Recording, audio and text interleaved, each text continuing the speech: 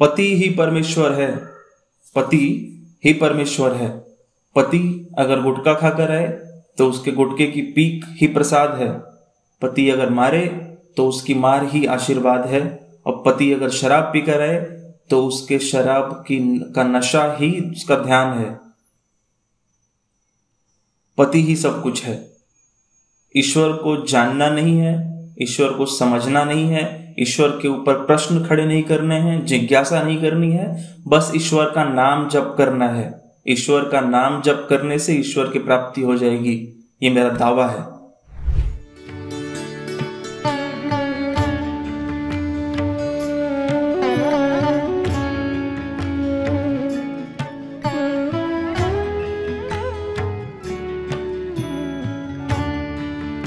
कहीं आप इसको तो योग नहीं समझते, या इसको तो अध्यात्म नहीं समझते। See, what you are longing to know is what you already know. You are unable to see it just because you are blinded by your education, you are blinded by your logic, your reasoning, your intellect. Just drop all the instruments of intelligence and follow what I am saying. Enroll in my new course and you will get to know all the experiences of spirituality you have ever known and read. कहीं आप इसको तो योग नहीं समझते, या इस तरह की बात करने वाले लोगों को योगी नहीं समझते। कहीं आप कुछ विशेष कपड़े पहन के बैठ जाने वाले लोगों को तो योगी नहीं समझते, या योग का गुरु नहीं समझते। तो आज अंतर्राष्ट्रीय योग दिवस पर मैं आपका स्वागत करता हूं, और योग के बारे में बात करने की इच्छा मेरी जगी क्योंकि आज सुबह सुबह मेरे हाथ लग गई महर्षि पतंजलि की योग सूत्र। योग हालांकि बहुत पुराना है, बहुत पहले से चला आ रहा है, पर महर्षि पतंजलि ने उसको एक स्ट्रक्चर दिया, उसके ऊपर टिप्पणी की, उसके ऊपर सूत्र लिखे, तो पतंजलि योग सूत्र। और पतंजलि योग सूत्र की शुरुआत ही होती है योगश्चित्त वृत्ति निरोध इस श्लोक से, इस सूत्र से। इसमें 3 शब्द हैं, एक तो योग ही है, दूसरा चित्त है, फिर वृत्ति है, फिर निरोध है। चित्त यानी मन, वृत्ति यानी मन के जितने भी स्ट्रक्चर्स हैं, मन में जितने भी फॉर्म्स और नेम्स हैं वो, और निरोध है यानी निगेशन, जिसकी बात वेदांत करता है। निगेट, वो छोड़ दो, मत मानो, है ना। नेति तो निरोध करना है हमें किसका? मन में जितने भी नाम और रूप हैं, मन की जो वृत्तियां हैं, चित्त की जो वृत्तियां हैं उनका, तब जाके योग संभव है। योग मिलन, union of lower self with higher self, union of atma with paramatma. ये योग मुझे लगता है, मैं अपनी कम समझ में यही समझ पाया हूं कि ये योग है। पर ये तो निश्चित ही नहीं है जो हमें कुछ बहुत प्रसिद्धि पा चुके लोग बताते हैं, जो एक विशेष तरह का वेशभूषा और कपड़े वपड़े पहन के, कॉस्ट्यूम पहन के बैठते हैं। मॉडल हो सकते हैं वो ज्यादा से ज्यादा, है ना, वो एक बढ़िया फैशन मॉडल हो सकते हैं। संत या आध्यात्मिक गुरु तो शायद नहीं हो सकते। आध्यात्मिक गुरु तो मैं जिन लोगों को मानता हूं उनके मैं नाम आपको गिना देता हूं।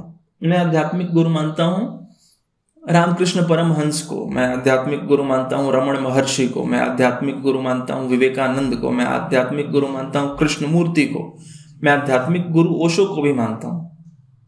पर आजकल के ये जो हैं, इनको मैं आध्यात्मिक गुरु का दर्जा नहीं दे पाऊंगा, माफ कीजिएगा।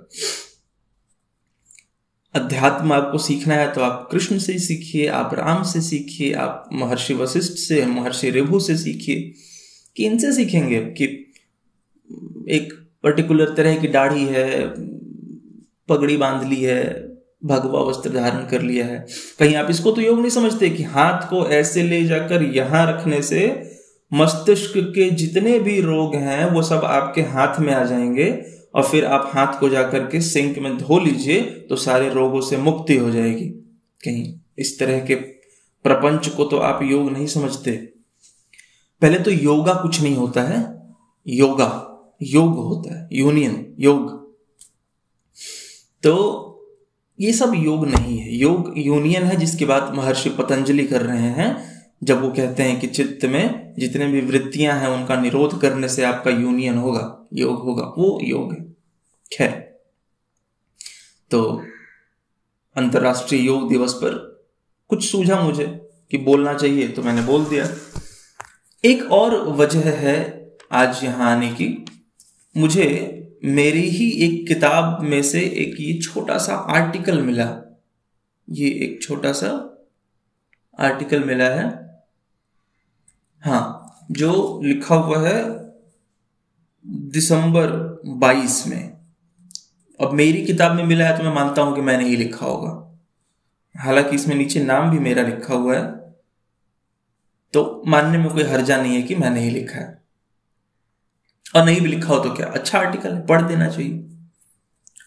तो शुरुआत होती है कि desire to die is rooted deeper than the desire to live.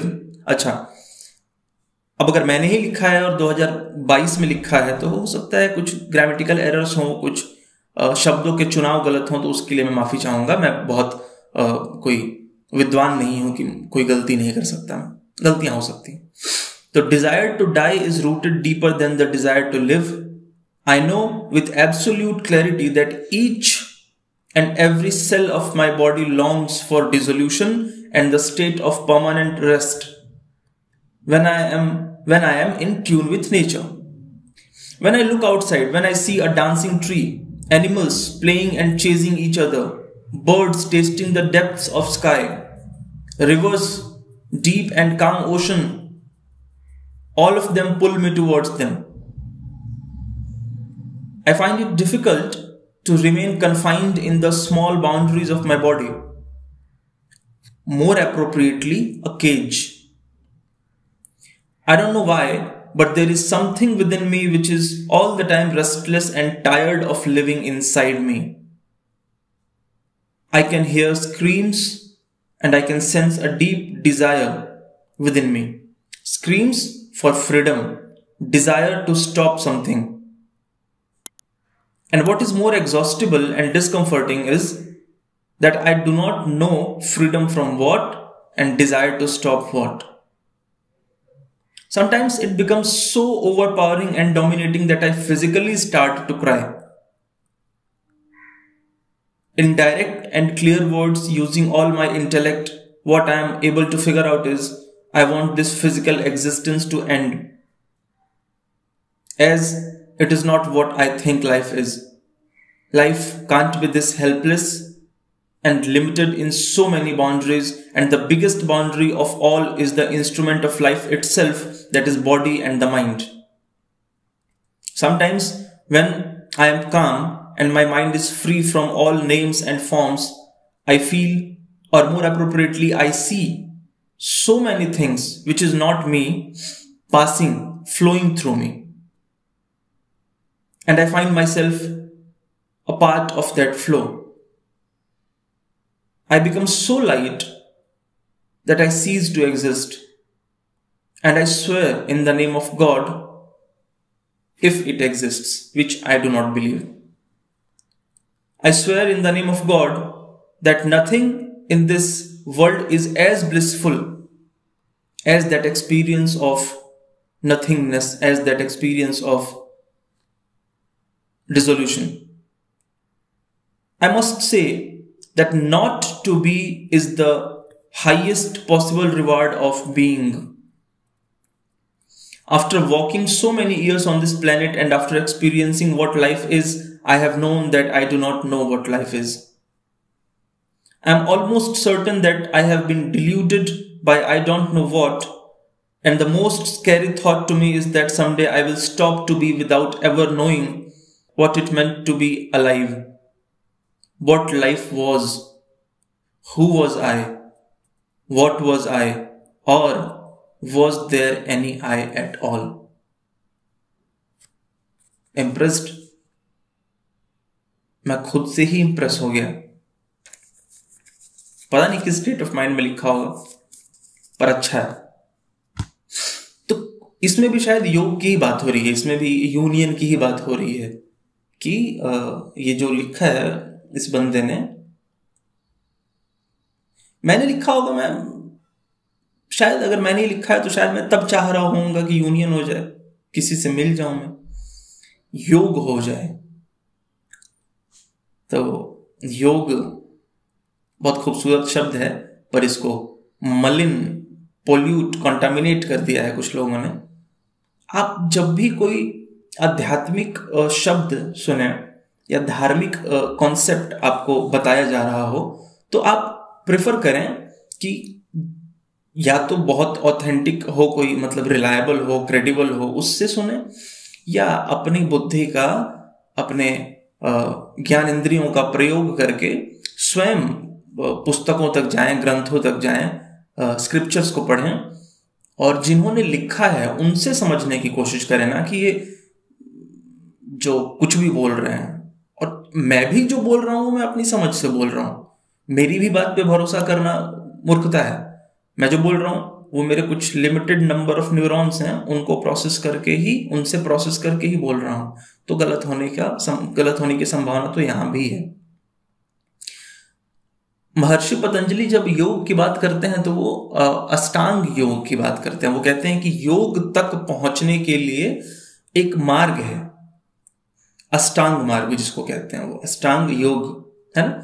उसमें वो 8 लिम्ब्स, 8 अष्टांग, 8 अंग, अष्टांग मतलब 8 अंग, तो 8 अंग बताते हैं योग तक पहुंचने के। वो 8 अंग यम है, यम मतलब नैतिक संयम, मतलब मोरालिटी, मोरल रेस्ट्रेंट्स, कि आप झूठ नहीं बोलेंगे, आप ब्रह्मचर्य का पालन करेंगे, आप हिंसा नहीं करेंगे, आप, है ना, आप कोशिश करेंगे कि आप अटैच ना हो चीजों से आसानी से, डिटैचमेंट का भाव रखें अपने भीतर आप।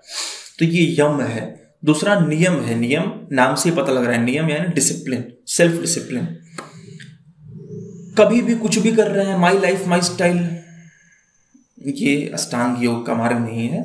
अष्टांग योग मतलब डिसिप्लिन, साफ सफाई, जहां भी रहें वहां चमकते रहें, आपके आसपास का जो वातावरण है वो स्वच्छ हो, साफ हो, सुगंधमयी हो, आप स्वयं भी साफ सुथरे रहते हो, संतोष का भाव हो आपके भीतर, कंटेंटमेंट हो, जो है उससे संतुष्ट हूं और आगे फर्दर जो सक्सेस है उसके लिए काम कर रहा हूं, पर अभी तक जो है उससे संतुष्ट हूं। तप, डिसिप्लिन, फिर से तपस्या यानी एक तरह से डिसिप्लिन।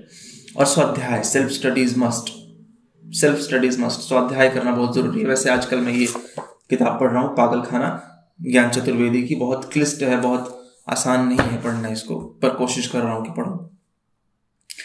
तो यम, नियम, आसन, जिसको कुछ